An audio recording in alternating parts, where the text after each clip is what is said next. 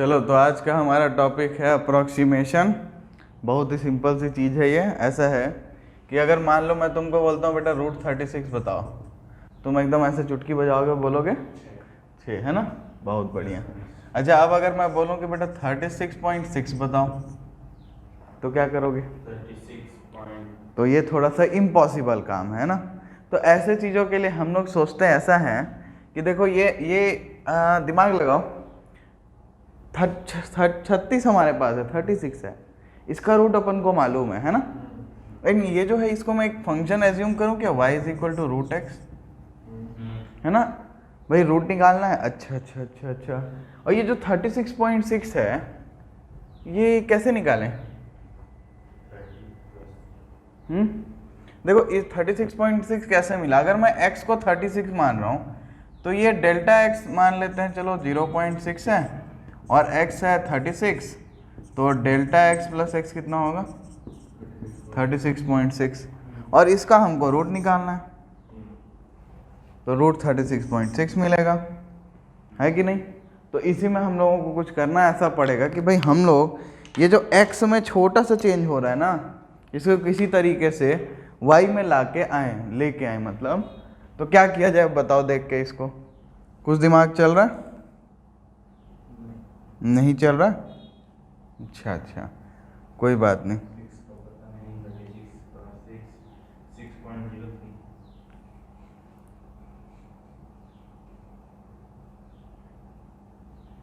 देखो अगर मैं देखूं तो ये जो होगा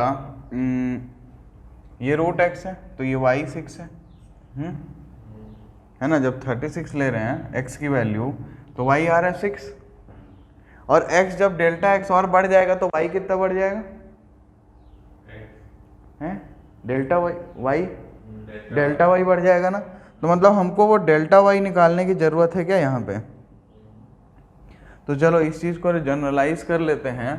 तो अगर मान लो मेरे पास एक फंक्शन है जो एक रियल वैल्यूड फंक्शन है। कैसा फंक्शन है भाई? कोई रियल नंबर का कोई डोमेन ले लो, कोई भी मान लेते हैं a, और a से कहाँ तक जा रहा है? रियल नंबर पे जा रहा है, मतलब ये एक रियल वैल्यूड फंक्शन है।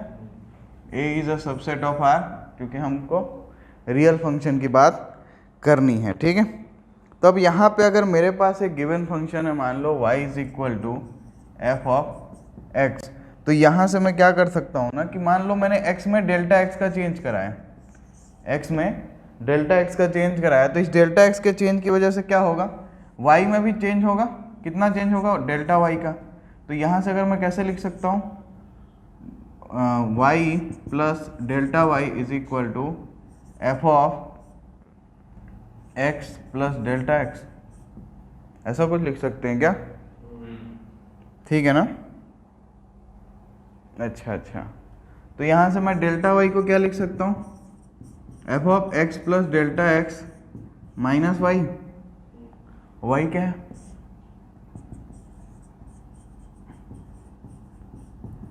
है क्या? तो क्या मैं डेल्टा y निकाल सकता हूँ? घुमा फिरा के मुझे डेल्टा y ही निकालना है, ठीक है?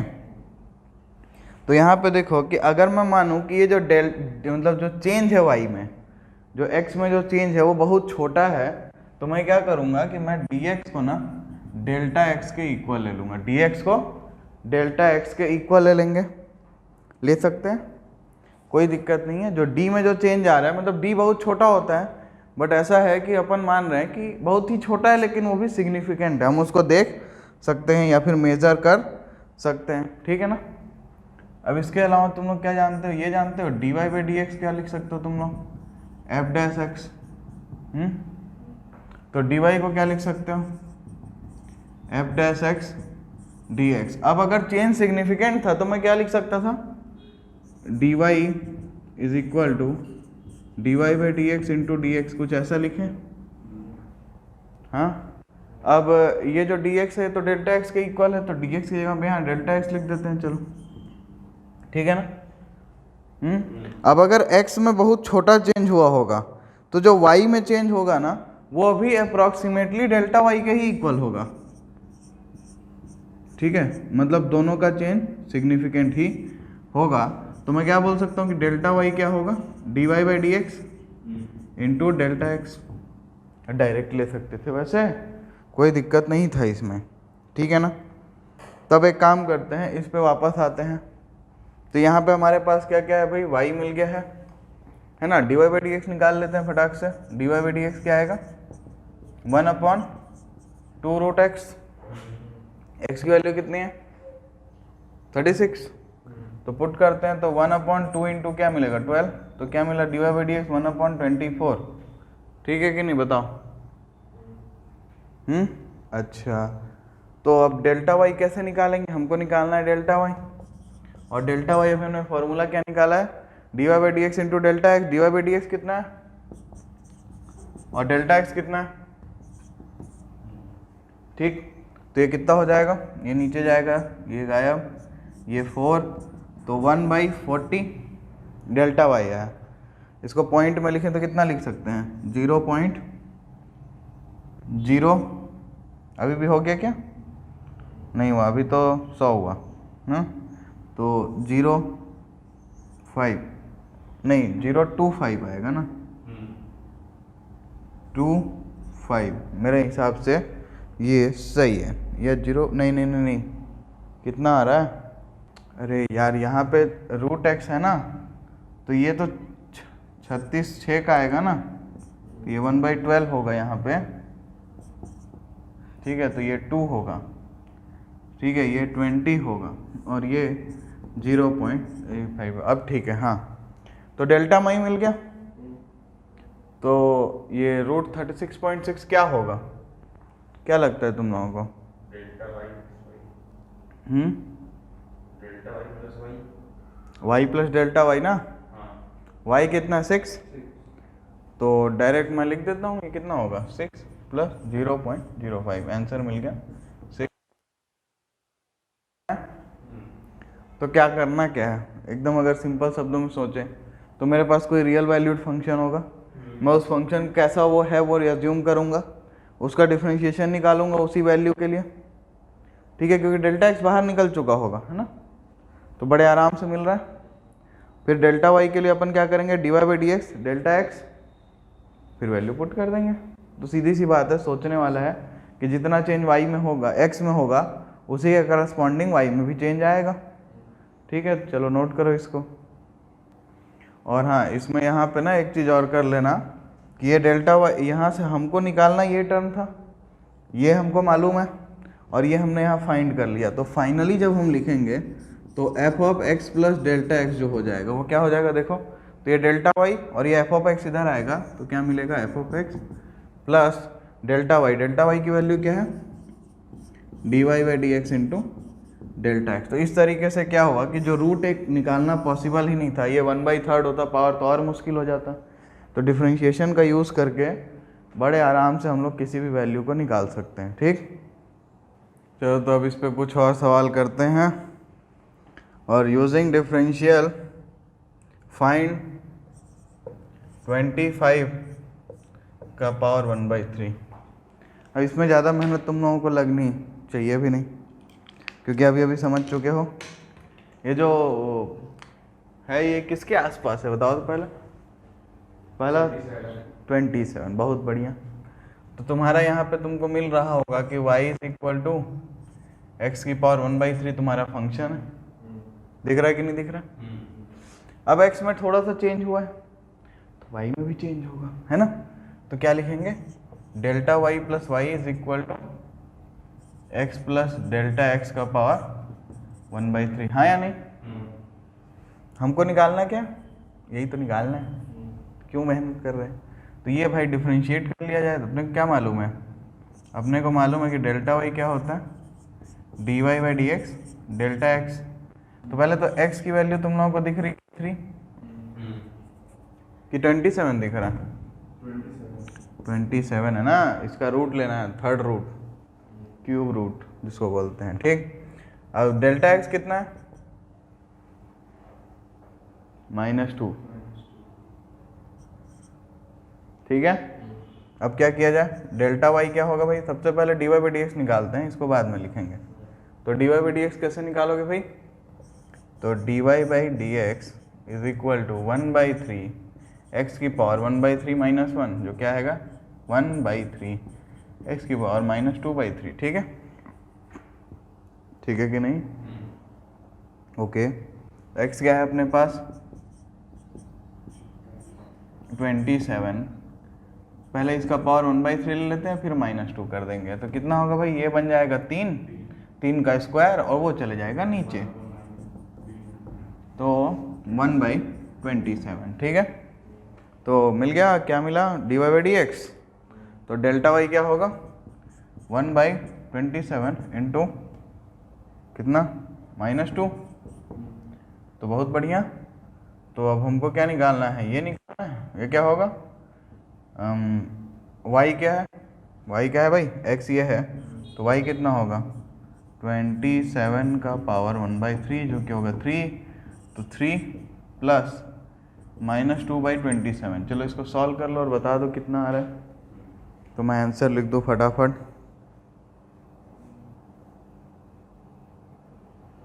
2.926 आएगा, 2.926। ठीक है, तो हो गया सॉल्व। बताओ कोई दिक्कत इसमें? सिंपल है ना, अगर एक बार समझ गया अप्रोक्सीमेशन तो इसमें कोई दिक्कत तो वैसे भी नहीं जाती है। ठीक है, नेक्स्ट देखते हैं। नेक्स्ट है अपने पास find the approximate value of F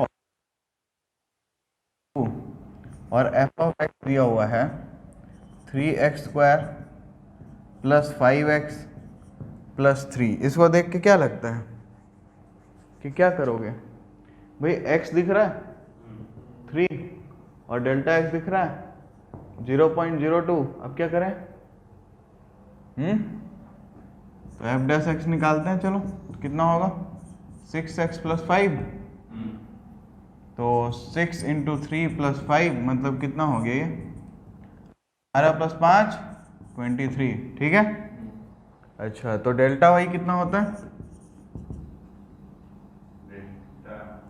delta y कितना होता है F dash x delta x ना, तो एफ डैश एक्स कितना है 23, डेल्टा एक्स कितना है 0.02, तो ये कितना हो जाएगा